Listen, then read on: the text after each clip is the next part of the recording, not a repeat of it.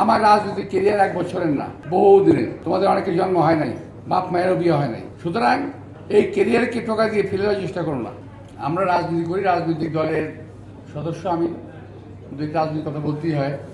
তো আজকে আপনার সঙ্গে আপনি জানেন যে আজকে আমাদের এই সরকারের অনেক কাজের মধ্যে আজকে প্রথম যে কাজটা উদ্বোধন হলো, সরকারের 1 মাসে পূর্ণ হয়নি, এর মধ্যে যে আজকে ফ্যামিলি কার্ড বিতরণ হয়েছে, আপনাদের জন্য শুনেছেন, অনেকে দেখেছেন। এটা আমি মনে করি সরকারের একটা ভালো কাজের, কিংবা আমাদের যে 31 যে অঙ্গীকার ছিল সেটা একটা প্রথম অন্যান্য দফাগুলোকে পরিপালন করার প্রথম পদক্ষেপ আজকে আমাদের প্রধানমন্ত্রী নিয়েছেন। তাকে আমি ধন্যবাদ জানাচ্ছি আপনাদের সকলের মাধ্যমে। এরপরে আসবে কৃষক কার্ড সহ আর অনেক কিছু আসবে, কিন্তু এর মধ্যে বহু লোক বহুভাবে সমালোচনা করছে এই সরকারের। ভাবতে এরকম যে এই সরকার 1000 বছর ক্ষমতায় আছে, সরকার ক্ষমতায় আছে মাত্র কয়েকটা দিন। 17 বছর ছিল অন্য একটা দল, এইটা ভুলে গেলে চলবে না তো। অনেকেই ভাবেন যে এই সরকার বোধহয় 17 বছরের সরকার, বোধহয় 17 বছর সরকার। আসলে তা নয়। আপনাদের বুঝতে হবে, আপনারা সংবাদের পত্রের মাধ্যমে, আপনাদের মিডিয়ার মাধ্যমে তুলে ধরেন এই সরকার 1 মাস এখনো পর্যন্ত 1 মাস পূর্ণ করে নাই। 1 মাসের সরকার। 17 বছর বাংলাদেশের মানুষ যেভাবে কষ্ট করেছে,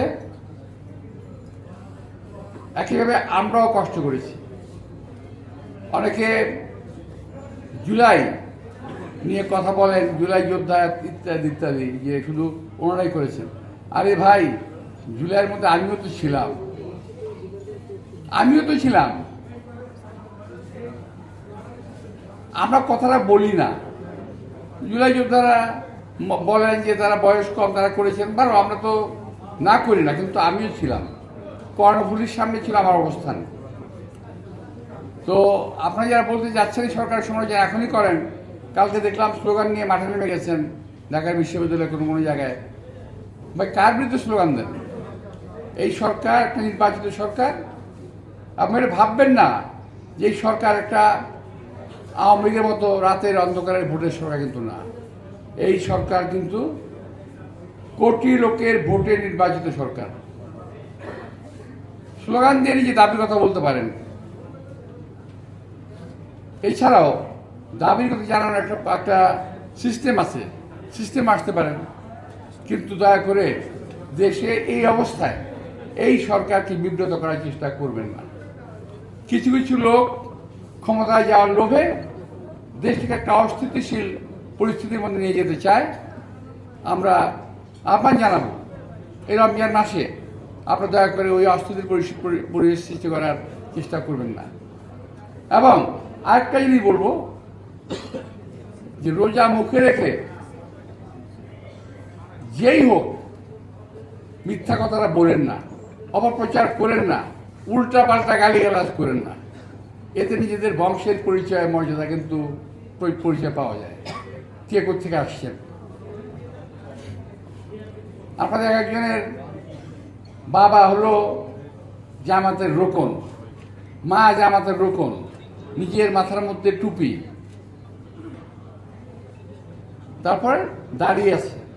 অর্থাৎ সুন্নতের সমস্ত কিছুর উপকরণ শরীরে রেখে যখন একটা মানুষ রোজা মুখে রেখে গালিগালাজ করে, তার রোজা কি থাকে?